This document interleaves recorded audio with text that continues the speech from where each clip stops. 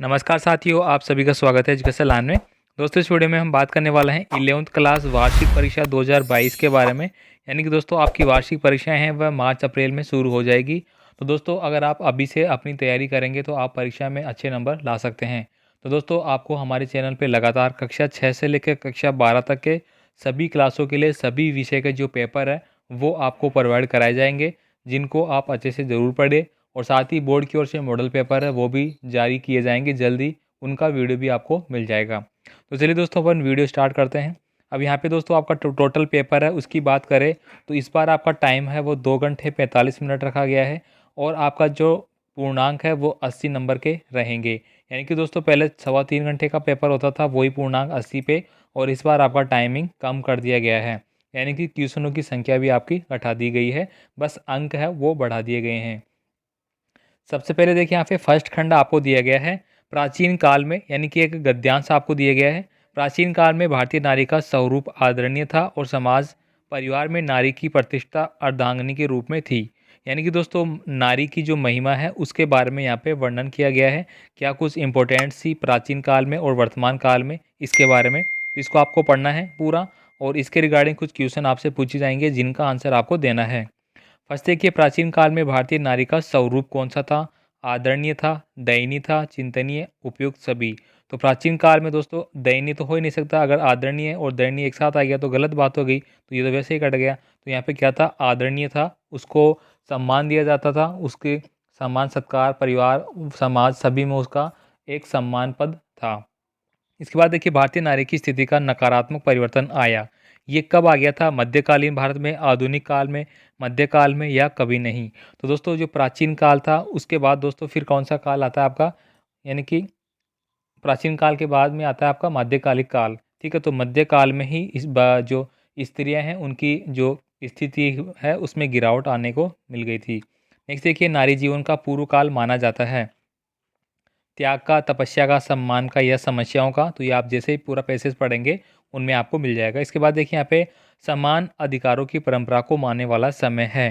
प्राचीन काल है, मध्यकाल है, मुगल काल है, आधुनिक काल है। इसका भी आंसर आपको इस पैराग्राफ में मिल जाएगा। जैसे कि दोस्तों आप यहाँ पर देख सकते हैं, जो नारी का अभी जो क्वेश्चन अपन ने देखा था कि प्रारंभ में जब नारी के जीवन को त्याग और तपस्या से मंडित किया जाता था, तब उसके जीवन का पूरे काल तपस्या और उत्तरकाल त्याग का कहलाता था।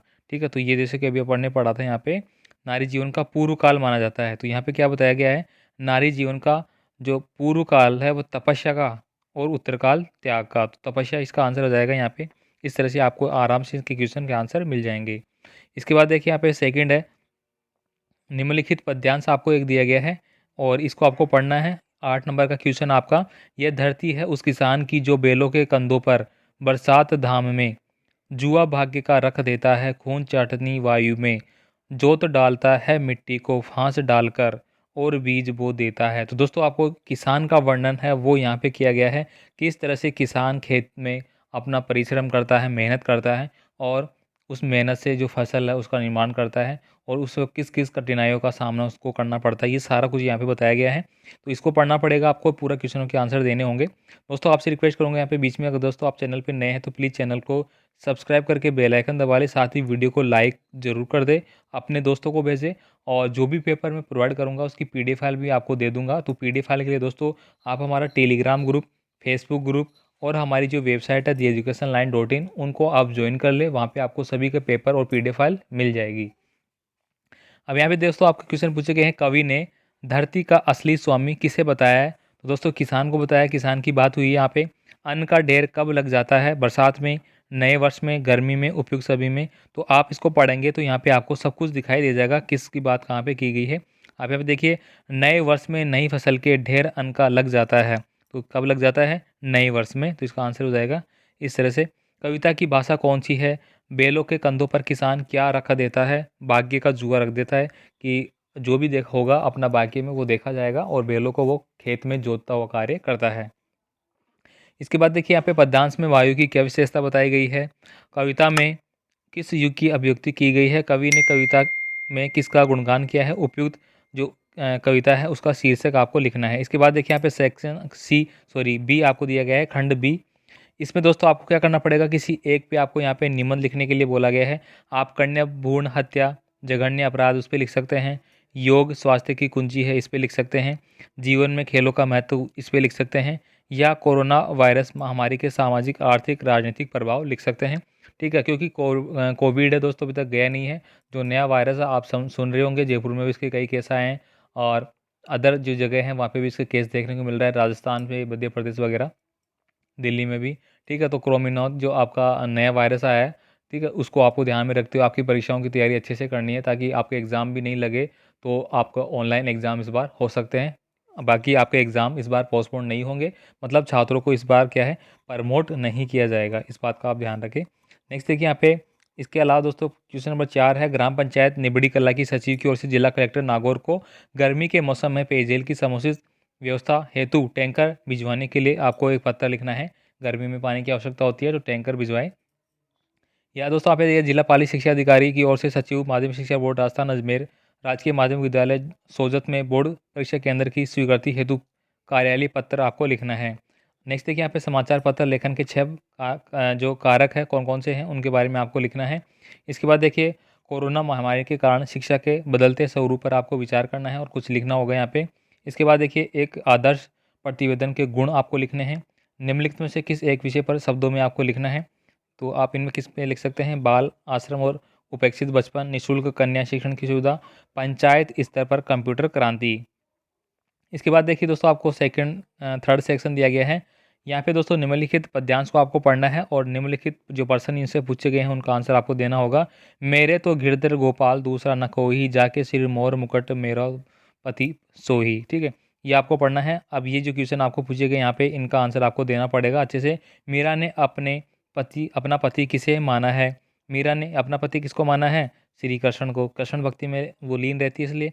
मीरा ने लोक लज्जा किस प्रकार खो जाने का वर्णन करती है? मीरा ने प्रेम रूपी बेल को किससे सींचा? मीरा किसे देखकर प्रसन्न और अप्रसन्न होती है? अथवा में दोस्तों एक और दिया गया है, आप दोनों में से किसी को भी कर सकते हैं। इसके बाद देखिए आपको सेकंड या देखिए 10 नंबर का क्वेश्चन है, निम्नलिखित में से किसी एक पद्यांश का भाव सौंदर्य एवं भाषा शिल्प स्पष्ट आपको करना है।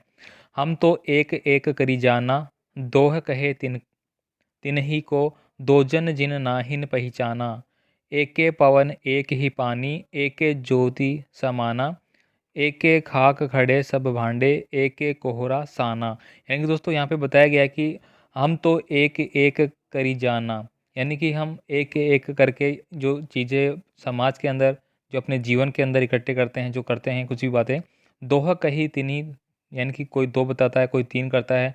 दो जग जिन नाहिन पहचाना, यानी कि जिनको नहीं पहचाना। यहाँ पे एक ही पवन एक ही पानी, एक ही पवन है एक ही पानी है, यानी संसार में अगर बात की जाए तो परमात्मा एक है और इसके स्वरूप की व्याख्या यहाँ पे की गई है। नेक्स्ट आप यहाँ पे दूसरा भी कर सकते हैं, आज पानी गिर रहा है, बहुत पानी गिर रहा है, रात भर गिरता रहा, प्राण मन गिरता रहा, बहुत पानी गिर रहा है, घर नज़र में तिर रहा है।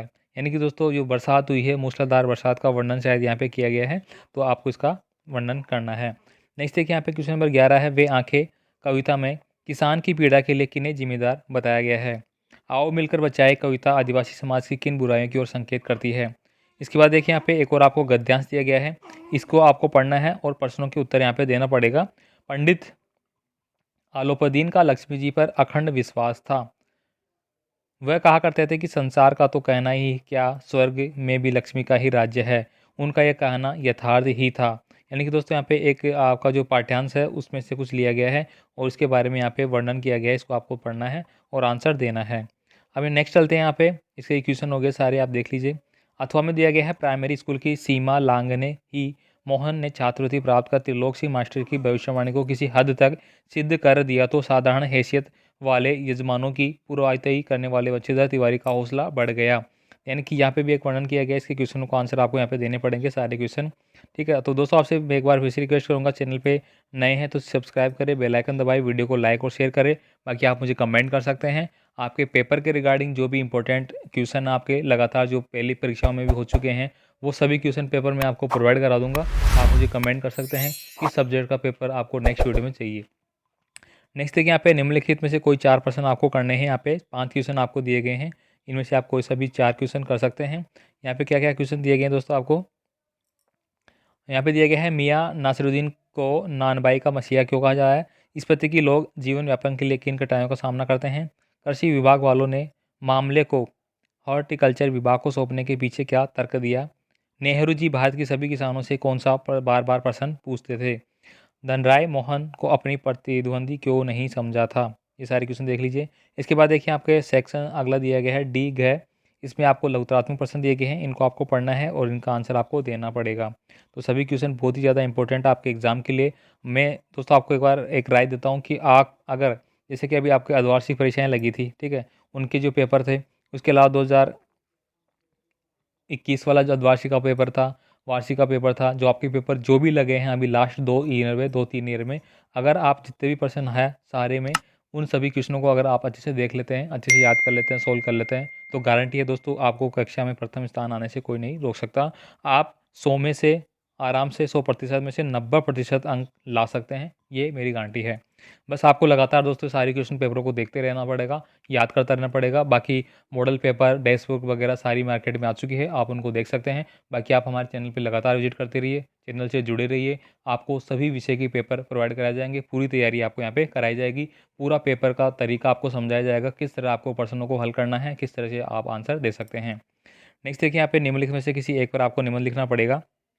इसके बाद देखिए यहाँ पे ये पूरा पेपर हो चुका है दोस्तों यहाँ पे। तो दोस्तों उम्मीद करूँगा आपको पूरा पेपर अच्छे से समझ में आ गया होगा। इसके अलावा एक और जो जितने भी मॉडल पेपर हमारे पास है वो एग्ज़ाम से पहले सभी मॉडल पेपर आपको प्रोवाइड कराए जाएंगे, जिनसे कि आपकी तैयारी बहुत अच्छी हो। और जितने भी आपके पेपर में मोस्ट इंपॉर्टेंट क्वेश्चन आने वाले हैं, जो आपकी बुक में दिए गए हैं, सबका निचोड़ करके आपको बताया जाएगा। तो यारो प्लीज़ वीडियो को लाइक कर दो अभी तक नहीं किया है तो, और वीडियो को शेयर भी कर दो अपने दोस्तों के साथ, क्योंकि आपके लिए इतनी मेहनत की जा रही है। तो आप वीडियो को लाइक और शेयर तो कर ही सकते हैं। बाकी सब्सक्राइब करके रखें ताकि हर वीडियो का नोटिफिकेशन आपको मिलता रहे।